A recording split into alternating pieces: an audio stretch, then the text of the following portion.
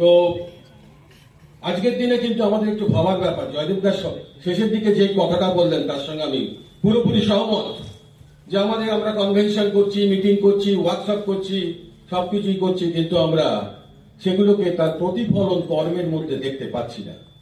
অনেক কিছুই আমরা করেছি, আমরা কিন্তু অঙ্গীকারবদ্ধ হয়েছিলাম, আমরা রেজলিউশন নিয়েছিলাম যে আমরা এই দ্বিপাক্ষিক চুক্তি সই করব না যদি না 5 দিনের সপ্তাহ সেখানে ইনক্লুড করা হয়। আমরা করেওছিলাম। তারপরে কিন্তু সরকারের প্রদত্ত যে আশ্বাস, সে আশ্বাস থেকে তারা কিন্তু সরে এসছেন, যার জন্য আমাদেরকে আবার একটা স্ট্রাইকে যেতে হচ্ছে। তো আজকে কিন্তু ট্রেড ইউনিয়নগুলোকে এগুলো ভাবতে হবে যে শুধু আমাদের মিটিং মিছিল করলে হবে না, কোনো কিছু হাসিল করতে হয় তাহলে কিন্তু ওই শুধু একটা স্ট্রাইক ঘোষণা করা বা সম্মেলন করা বা আমাদের কোনো অধিবেশনে কোনো কিছু ডিক্লেয়ার করা, এটা দিয়ে কিন্তু হবে না। আজকে দেখছেন যে জগজিৎ সিং ডালেওয়াল, সেখানে তিনি প্রায় মৃত্যু মুখে রয়েছেন। কৃষক নেতা, কোন সাংবাদিক তাদের কোন সংবাদ মাধ্যমে সেই খবর আসছে না, আসবে না। এটা আমাদেরকে চিন্তা করতে হবে। আজকে আমরা চিৎকার করছি যে প্রাইভেটাইজেশনের বিরুদ্ধে, যদিও আমরা অনেক ক্ষেত্রে আমরা নেতারা বলছি যে privatisation is in the back burner কিছু নয়।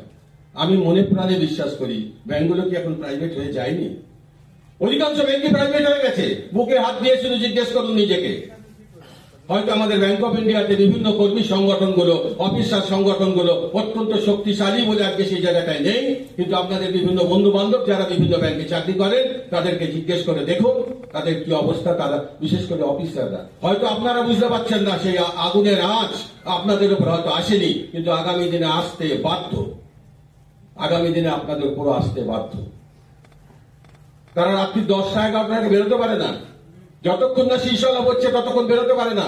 শীর্ষলাভ করবে কিন্তু ব্রাঞ্চ নয়, শীর্ষলাভ করবে তাদের কন্ট্রোলিং অফিস। যতক্ষণ না টার্গেট পূরণ হচ্ছে যে 20টা আজকে তোমাকে কারেন্ট অ্যাকাউন্ট দেওয়া হয়েছিল, তুমি করতে পারোনি, অতএব তোমার শীর্ষলাভ ওখান থেকে আমরা দেবো না। বিভিন্ন ব্যাংকগুলোকে জিজ্ঞেস করে দেখুন আজকে এই জায়গাটায় রয়েছে। কারণ হচ্ছে আমরা অত্যন্ত ভাবুক হয়ে যাচ্ছি, আমরা অত্যন্ত তত্ত্ব কথায় বিশ্বাস করছি, আসল জায়গাটায় আমরা কেউ যাচ্ছি না। আজকে আমরা প্রাইভেটাইজেশন বলছি। জয়দেব দা ওই কথাটা ঠিকই করেছেন। আমি যখন ব্যাংকে জয়েন করেছিলাম সেই সময় শুনতে পেরেছিলাম যে merger is the precursor of the privatization, কিন্তু মার্জারের সময় আমরা কি করেছিলাম? কটা স্ট্রাইক করেছিলাম মার্জারের এগেইনস্টে? আমরা প্রাইভেটাইজেশনের বিরুদ্ধে স্ট্রাইক করেছিলাম, রাস্তায় নেমেছিলাম। মার্জারের বিরুদ্ধে আমরা তেমন সোচ্চার হইনি। আজকে প্রাইভেটাইজেশন, ব্যাকডোর প্রাইভেটাইজেশন অধিকাংশ ব্যাংকে হয়ে গেছে। 30% হচ্ছে আপনার কন্ট্রাকচুয়াল লেবার দিয়ে কাজ হচ্ছে, আপনার আউটসোর্সিং হচ্ছে। আমাদের ব্যাংকে তো অ্যাপ্রেন্টিস নিয়োগ করা হয়েছে। তাদের কি ক্ষমতা? কালকে আপনি স্ট্রাইক করতে যাবেন, এই 30% লোক স্ট্রাইক করবে না, কারণ তার বাস্তব অভিজ্ঞতা আমার কাছে আছে। আপনারা সকলেই জানেন পশ্চিমবঙ্গ কেন সারা ভারতবর্ষ জুড়ে আইডিবিআই আন্দোলনকে আমি নেতৃত্ব দিয়েছিলাম।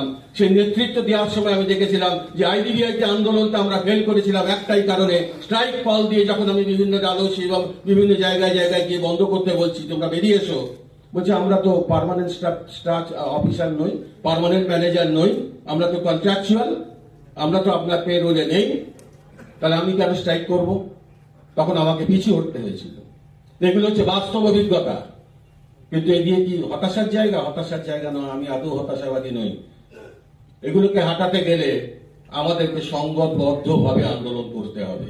সংঘবদ্ধ আন্দোলন মানে রক্তক্ষয়ী, দরকারি যদি হয় রক্তক্ষয়ী সংগ্রামের মধ্যে যেতে হবে। শুধু প্রতিরোধ বললে হবে না, দরকার হলে রক্তক্ষয়ী সংগ্রামে যেতে হবে। যদি আমরা না যেতে পারি তাহলে আমাদের এই ট্রেড ইউনিয়নের অস্তিত্ব আজকে ধীরে ধীরে মুছে যাবে। আমরা বারবার বলছি যে ইয়ং জেনারেশনের মধ্যে ট্রেড ইউনিয়ন মুখী ভাব দেখা যাচ্ছে না। কেন দেখা যাচ্ছে না?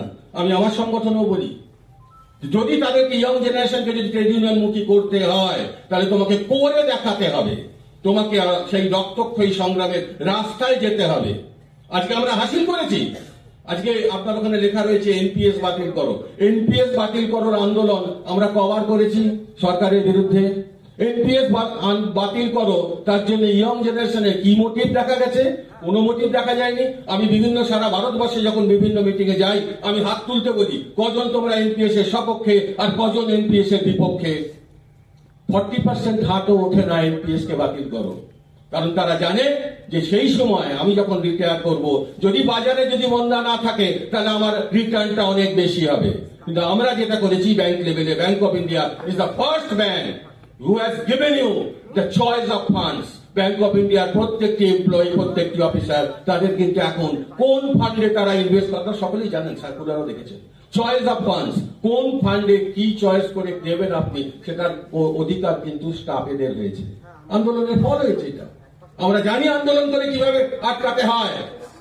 আমাদের ইউনাইটেড ফোরাম অফ ব্যাংক ইউনিয়ন্সের নেতৃত্বে এবং বিভিন্ন সংগঠনের নেতৃত্বে আমরা কিন্তু এফআরডিআই বিলকে বিরোধিতা করে তাকে আটকে দেওয়ার কিন্তু আমাদের অভিজ্ঞতা আছে।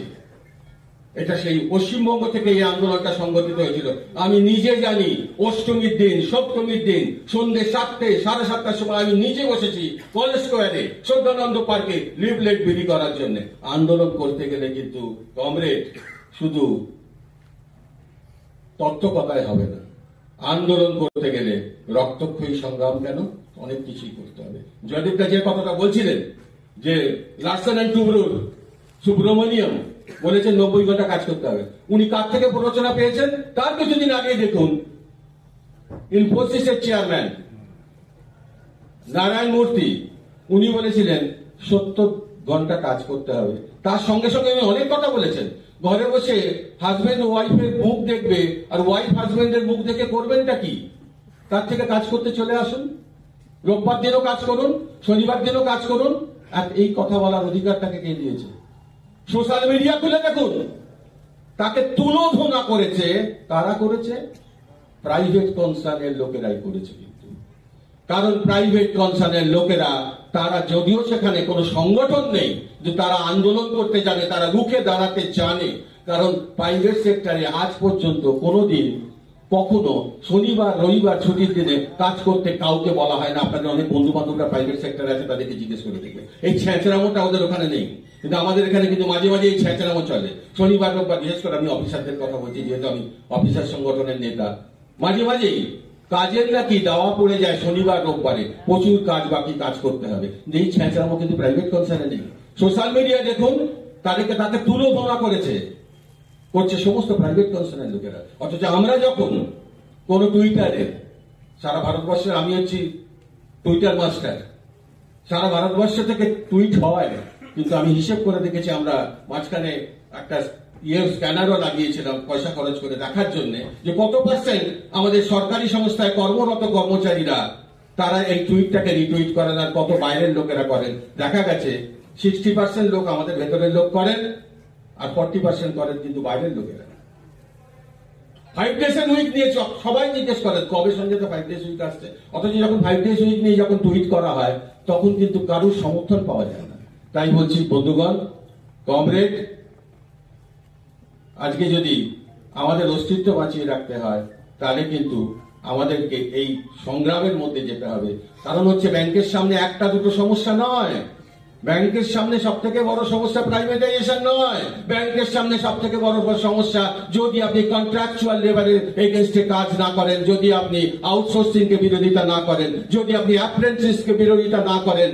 তার উপরে তো আপনার রয়েছে তো এআই যে আসছে সারা ভারতবর্ষ জুড়ে, সারা পৃথিবী জুড়ে, এআই আপনার কাজটাকে পুরোপুরি ছিনিয়ে নেবে। আমি আমার বক্তব্য দীর্ঘায়িত করবো না, এআই সম্পর্কে আমরা 1 ঘন্টা 1.5 ঘন্টা বিভিন্ন জায়গায় বক্তব্য রাখি, সে আমি বক্তব্য দীর্ঘায়িত করবো না। কিন্তু ব্যাংকের সামনে এই সমস্যাগুলো কিন্তু রয়েছে, এই সমস্যাগুলো রয়েছে। কারণ হচ্ছে তার সঙ্গে সঙ্গে বর্তমান প্রজন্মের কাছে আর একটা দাবি দেওয়া আমরা দেখতে পাচ্ছি, শুনতে পাচ্ছি, অত্যন্ত সমীচীন দাবি দেওয়া, যেগুলো নিয়ে ট্রেড ইউনিয়নকে চিন্তা ভাবনা করতে হবে। যে ব্যাংকে যখন একটি স্টাফ দিচ্ছে, যে ক্যাডারেই হোক, সে জয়েন করছে, তারপর থেকে সে যদি 7 বছর 8 বছর পরেও তার জ্ঞানের পরিধি কিন্তু কিচ্ছু পাচ্ছে না, তার আপলিফমেন্ট কিছু করছে না, যার ফলে তার মার্কেটেবিলিটি থাকছে না। 7 বছর পরে যদি এআই দিয়ে বা অন্য কিছু করে তাকে যদি এখান থেকে বেরিয়ে যেতে হয়, তাহলে সে বাজারে গিয়ে কিন্তু সে কম্পিট করে কোনো চাকরি পাবে না। সব থেকে বড় জায়গা এইটা।